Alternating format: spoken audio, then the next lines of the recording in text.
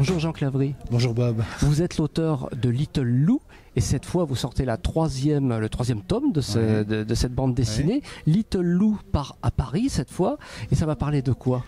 Ah ben, Little Lou la famille reçoit un coup de téléphone du chef d'orchestre et il est invité à remplacer, comme dans les albums précédents, le pianiste au pied levé. Et cette fois-ci, on part avec les GIs, on va rejoindre plutôt les GIs qui viennent de libérer Paris. Alors on verra pas le général de Gaulle, mais Paris est libéré, on considère que c'est fait. Il traverse la Normandie un peu dévastée par les chenillettes et les tanks allemands. Et puis ils arrivent à Paris. Et à Paris, bien sûr, ils rencontrent un public qui est estomaqué par cette musique, par ce jazz, et en même temps il retrouve aussi les gangsters correspondants locaux de ceux de Chicago. Qui leur courent toujours après. Bien sûr, qui font un trafic de singes, c'est-à-dire de pâtés avariés, et puis bien sûr de faux monnayeurs, puisqu'ils sont installés à Montrouge où il y avait toutes les imprimeries autrefois. Voilà. Comment est-ce que vous êtes... D'abord, comment est né ce personnage de Little Lou tout au départ ? Moi, disons que j'avais fait pas mal d'albums. J'ai toujours fait de la musique avec des copains, musique de garage, comme on a appelé ça après. Nous, à l'époque, on faisait du rock, un peu de jazz, qui était un peu au-dessus de notre niveau, mais on essayait. Et puis, un beau jour, vers 30 ans, je me suis dit, il faut quand même que je parle de ça, mais il n'y avait aucun album, il n'y avait rien pour la jeunesse, quoi.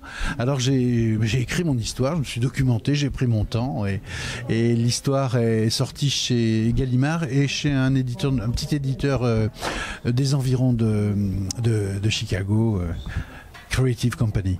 Et pour cet album précis, comment est-ce que vous vous êtes documenté ? Vous avez trouvé des documents C'est beaucoup plus facile. Autrefois, les premiers, je les ai faits en cherchant des documents, en allant à la librairie du Congrès. Je suis allé au centre du folklore de Memphis, j'ai fait des voyages, des croquis, etc. Mais maintenant, pour faire de la recherche, c'est plus rien avec Internet. C'est du gâteau. Oui, voilà, pour ce fait-là, et puis surtout parce que c'est plus proche de nous aussi, j'imagine. Vous savez, c'est très documenté quand même. Le blues, maintenant, quand j'ai fait le premier, il y avait peu de livres, il n'y avait pas énormément de textes et les images étaient rares. Mais maintenant, on trouve tout ce qu'on veut, quoi. La vie de Muddy Waters vient de sortir il n'y a pas longtemps, avec Internet. Abondance d'anecdotes et un renvoi à des livres aussi. La saga va se poursuivre, Little Lou ? J'en sais rien, peut-être, oui.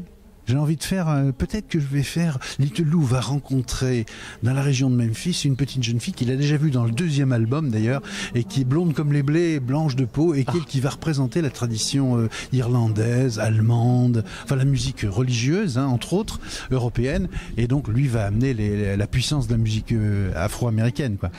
Donc ça va faire le rhythm and blues. On va suivre ça de près. Pour l'instant, je vais vous laisser à vos dédicaces parce qu'on est au festival donc Livres et Musique de Deauville. Merci beaucoup, Merci Jean Clavry. Au revoir.